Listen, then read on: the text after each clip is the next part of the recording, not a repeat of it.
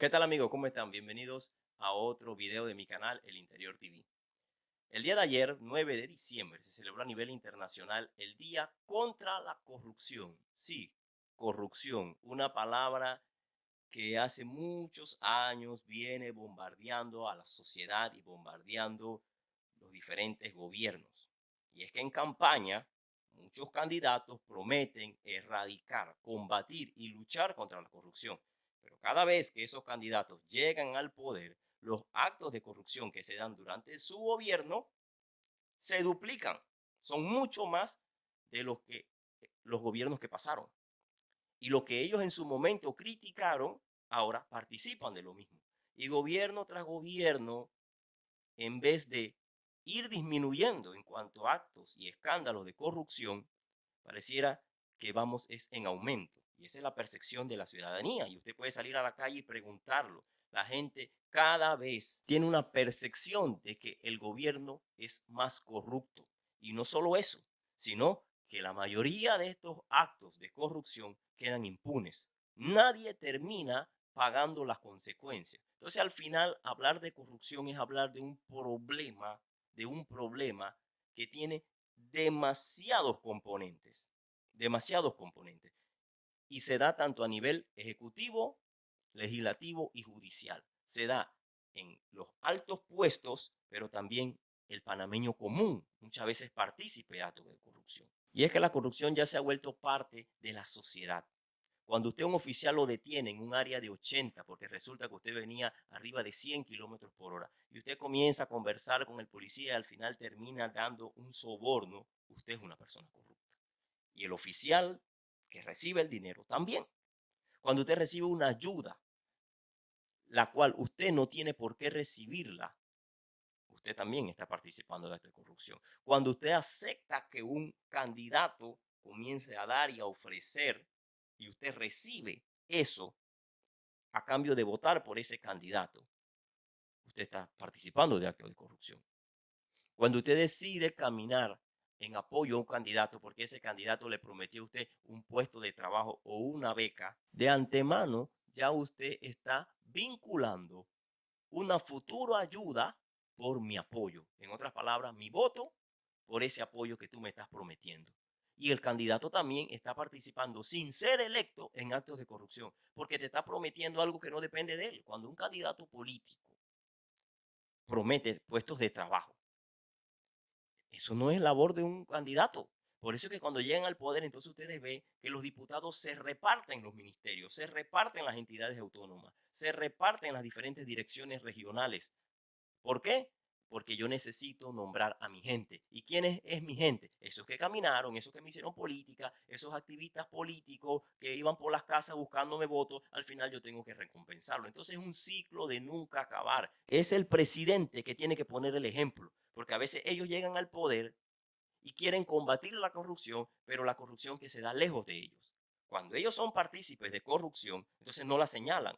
¿Por qué? Porque tienen que destituir a los ministros que ellos mismos nombraron. Y eso implica que ellos entonces tienen que aceptar que se ha dado actos de corrupción en su gabinete, cosa que tampoco quieren hacerlo, porque hay un costo político de aceptar que en mi gabinete hay corrupción.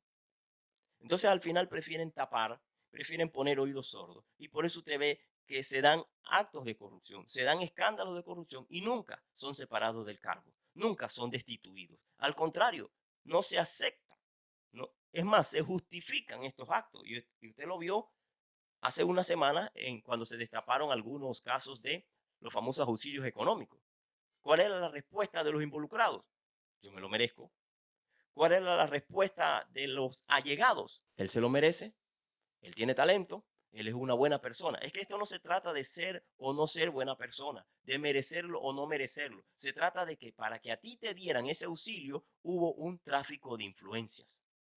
Y eso es corrupción, porque te están ayudando no porque te lo mereces, te están ayudando porque eres sobrino de un diputado, porque eres hija de un ministro o hijo de un ministro o hermano de un ministro.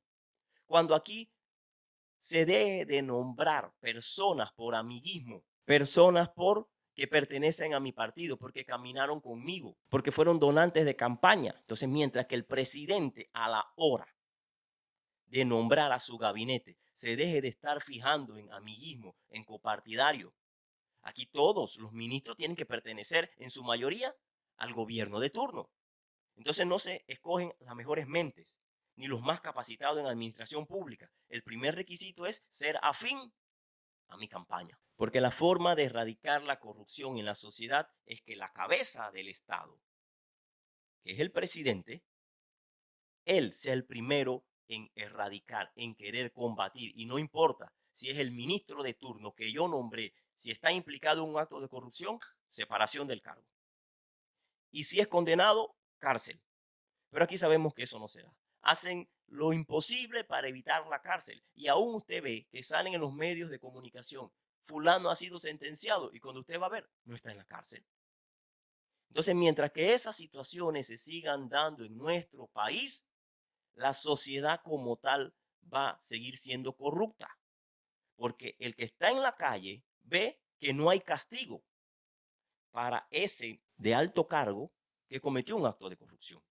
Entonces, si no los castigan a ellos, ¿por qué me tienen que castigar a mí? El pueblo panameño anhela que el nuevo gobierno que va a tomar posesión el próximo año, de una vez por todas, comience a combatir y a luchar en contra de la corrupción y que ante el mínimo escándalo de corrupción, el presidente se porte de manera contundente, sin importar el nombre, el apellido y el cargo de la persona. El día que eso en este país comience a ocurrir, comenzaremos a ver cambios en la sociedad. Porque lo cierto es que es fácil acusar y señalar a personas implicadas de corrupción y pedir cárcel para ellos. Pero qué difícil es cuando ese corrupto es alguien allegado a mí, es un familiar mío, es un amigo de confianza. Es ese copartidario que estuvo conmigo buscándome votos y apoyándome en campaña y ahora resulta que está implicado en un acto de corrupción y yo tengo que estar firme y decir, estás votado, enfrenta a la justicia y si sales culpable, estarás en la cárcel. Y yo estoy dispuesto a verte tras las rejas porque eres un corrupto. Y eso fue lo que dijo el ex primer ministro de Singapur. Debes estar dispuesto a ver tras las rejas a tus familiares y a tus amigos. Si no estás dispuesto a eso, entonces nunca vas a acabar con la corrupción. Porque el día que un allegado a ti esté implicado, no tienes por qué inmiscuirte para que esa persona no pague su condena, que es algo que es muy recurrente en nuestro país. Se señalan los actos de corrupción cuando estoy en oposición, pero cuando estoy en gobierno se me olvida. Se señalan los actos de corrupción cuando el que los comete pertenece a otro partido, pero cuando pertenece a mi partido no señalo nada. Señalo actos de corrupción cuando son de otra familia, pero cuando es de mi familia son inocentes. Pero mientras esa mentalidad no cambie en aquellos que nos gobiernan, la corrupción será un mal de nunca acabar. Lo dejo con esto. Saludos.